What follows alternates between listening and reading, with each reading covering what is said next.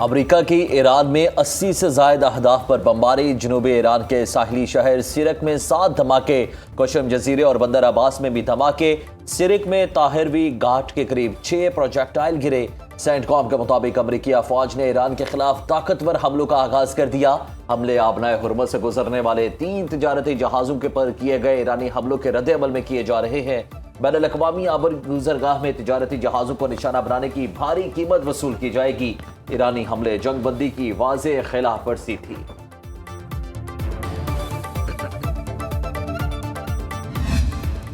ایران کے خطے میں امریکی اڈوں پر جوابی حملے، بحرین اور کویت میں 85 فوجی مقامات کو نشانہ بنایا۔ ایرانی پاسداران انقلاب کا کہنا ہے صبح بشہر کے شہر خورموچ میں امریکی ڈرون مار گرایا۔ امریکہ کی جانب سے جنگ بندی معاہدے کی خلاف ورزی کا جواب دے رہے ہیں۔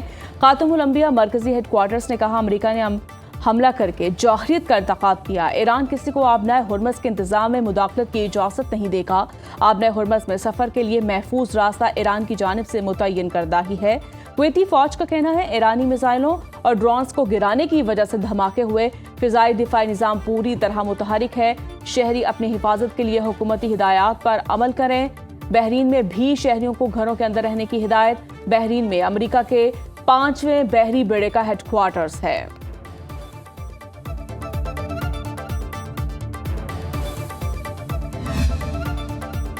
ایران نے امریکہ کو اسلام آباد مفاہمتی یادداشت کی خلاف ورزی کا ذمہ دار ٹھہرا دیا۔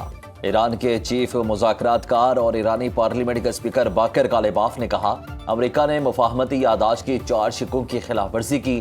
ایران پر امریکی حملے، ایرانی تیل کی برآمد پر دوبارہ پابندیاں، مزید حملوں کی دھمکیاں، آبنائے ہرمز میں ایران کے اقدامات کی خلاف ورزیاں اور لیبنان کے خلاف اسرائیل کے مسلسل حملے مفاہمتی یادداشت کی خلاف ورزی ہے۔ امریکہ کو دھونس اور استحصال سے کچھ حاصل نہیں ہوگا۔ غنڈہ گردی اور بھتہ خوری کا دور ختم ہو چکا، ایران چکنے والا نہیں۔ ایرانی نائب وزیر خارجہ قاسم غریب آبادی نے کہا کہ ایران کے خلاف امریکہ کی فوجی کارروائیاں مفاہمتی یادداشت کی سنگین خلاف ورزی ہیں، قومی سلامتی کے تحفظ کے لیے ہر ضروری اقدام کریں گے۔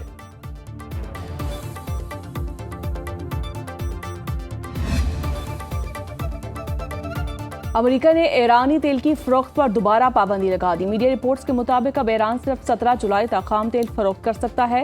پہلے یہ رعایت 21 اگست تک دی گئی تھی۔ امریکی پابندیاں آبنائے ہرمز میں تجارتی جہازوں پر حملوں کے بعد عائد کی گئیں۔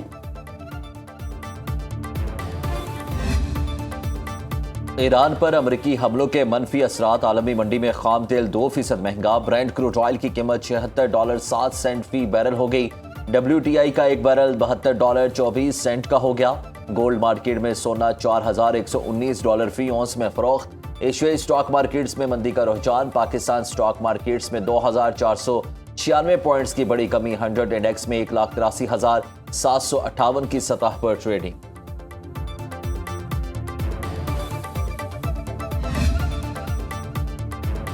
شہید ایرانی سپریم لیڈر علی خامنہئی کا جسد خاکی عراق پہنچا دیا گیا۔ ایرانی صدر مسعود پزشکیان بھی جلوس جنازہ میں شرکت کے لیے نجف پہنچے۔ ایران پر امریکی حملوں کے بعد وطن واپس روانہ ہو گئے۔ جنازے کا جلوس حضرت علی کے روضہ پر جائے گا۔ نجف میں نماز جنازہ کے بعد جسد خاکی کربلا معلی لے جایا جائے گا۔ کئی کلومیٹر تک پھیلے جلوس جنازہ میں رکعت آمیز مناظر، لاکھوں سوگوار شہید رہبر کو الوداع کرنے کے لیے سڑکوں پر جمع۔ ایران کے شہید رہبر معظم کو کل مشہد میں امام علی رضا کے روضے کے احاطے میں سپرد خاک کیا جائے گا۔ ایران میں آج ملک گیر یوم سوگ منایا جا رہا ہے۔ نیٹو سے انتہائی مایوس ہوں، ایران کے ساتھ جنگ میں نیٹو نے ہماری مدد نہیں کی۔ صدر ٹرمپ نے ایک بار پھر اتحادیوں سے شکووں کے انبار لگا دیے۔ ترک صدر کے ہمراہ پریس کانفرنس میں کہا کہ امریکہ نے ہمیشہ یورپ اور روس سے تحفظ فراہم کیا۔ برطانوی وزیر اعظم نے ایران جنگ ختم ہونے کے بعد مدد کا کہا۔ کیئر سٹارمر غیر مقبول آدمی ہے، امید ہے اب وہ عہدے پر نہیں ہوں گے۔ ترکیہ کے F-35 طیارے اور روسی دفاعی نظام حاصل کرنے پر کوئی تشویش نہیں۔ صدر ٹرمپ نے دعویٰ کیا کہ ہم نے ایران کی جوہری صلاحیتیں ختم کر دی۔ یقین ہے ترکیہ بھی چاہتا ہے ایران کے پاس جوہری ہتھیار نہ ہوں۔ میں نے 8 جنگیں رکوائیں، روس یوکرین جنگ بھی رکواؤں گا۔ ترک صدر نے کہا کہ ٹرمپ نے 5 F-35 طیارے فراہم کرنے کی یقین دہانی کرائی ہے۔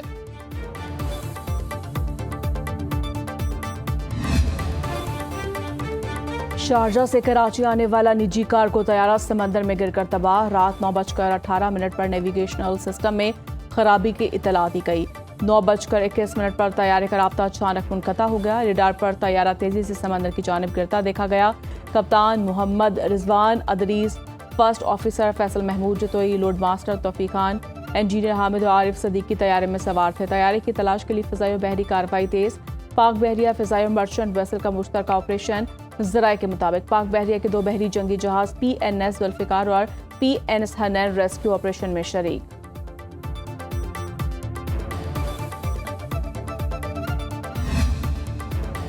بیورو آف سیفٹی انویسٹیگیشن نے طیارہ حادثے کی تحقیقات شروع کر دی۔ ذرائع PAA کے مطابق K2 ایئر بیس کے کراچی میں دفاتر سیل۔ ریکارڈ چوری ہونے سے بچانے کے لیے جناح انٹرنیشنل ایئرپورٹ پر 2 دفاتر سیل کیے گئے۔ ایک کارپوریٹ دفتر کو مشروط اجازت کے ساتھ کام کی اجازت۔ پاکستان سول ایویشن اتھارٹی کا شعبہ ایئر ورتی NSP تحقیقات کر رہا ہے۔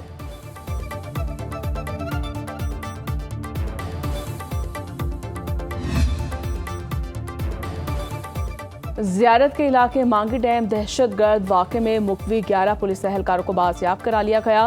سیکیورٹی ذرائع کے مطابق 15 دیگر پولیس اہلکار تاحال لاپتہ ہیں، جن کی بازیابی کے لیے FCA اور پولیس کا مشترکہ آپریشن جاری ہے۔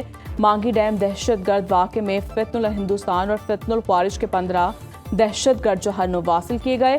بہادری سے لڑتے ہوئے جامع شہادت نوش کرنے والے پولیس فورس کے 9 آفیسرز اور اہلکاروں کی نماز جنازہ ادا کر دی گئی۔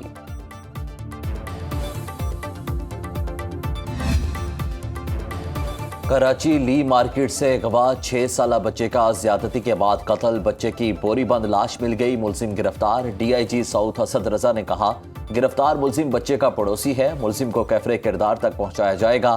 اہل خانہ غم سے نڈال، والدہ کا کہنا ہے کہ بچے کی مسخ شدہ لاش 3 منزلہ عمارت سے نیچے پھینکی گئی۔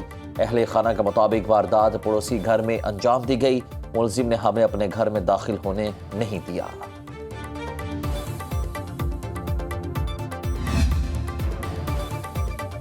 پاکستان اور سری لنکا میں انسداد منشیات کے لیے مؤثر کوارڈینیشن پر اتفاق۔ وفاقی وزیر داخلہ کی اقوام متحدہ ہیڈ کوارٹرز میں شری لنکن ہم منصب آنند وجے پالا سے ملاقات۔ دونوں وزرائے داخلہ کا پولیس ٹریننگ کے لیے باہمی تعاون بڑھانے کا فیصلہ۔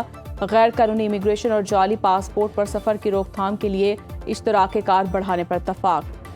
جرائم پیشہ افراد کے نیٹ ورکس اور منی لانڈرنگ کی روک تھام کے لیے MOU پر تبادلہ خیال۔ باہمی تعاون بڑھانے کے لیے جوائنٹ ورکنگ گروپ تشکیل دینے کا فیصلہ۔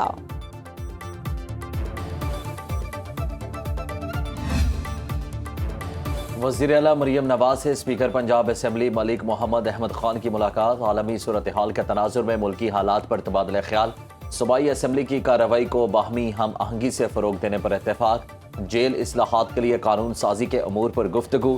وزیر اعلیٰ مریم نواز کی ملک احمد خان کا بطور اسپیکر پنجاب اسمبلی حکومتی اور اپوزیشن اراکین کی قانون سازی میں شمولیت یقینی بنانے کی ہدایت۔ مریم نواز نے کہا کہ پنجاب میں عوام کے لیے ہر روز نت نئے پروجیکٹس لا رہے ہیں۔ حکومت کی نظر اب پسماندہ علاقوں پر ہے، جہاں سڑکوں پر الیکٹرک بسیں اور زراعت میں جدید مشینری لائی جا رہی ہے۔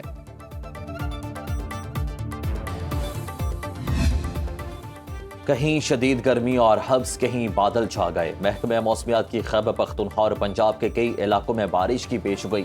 کراچی میں موسم گرم اور مرطوب رہے گا۔ سندھ اور بلوچستان میں موسم گرم، ساحلی علاقوں میں مطلع جزوی ابر آلود رہنے کا امکان۔ کئی مسافر گاڑیاں راستے میں پھنس گئی۔ ریسکیو چترال نے فلیش فلڈ کے دوران 200 سے زائد مسافروں کو بحفاظت ریسکیو کر لیا۔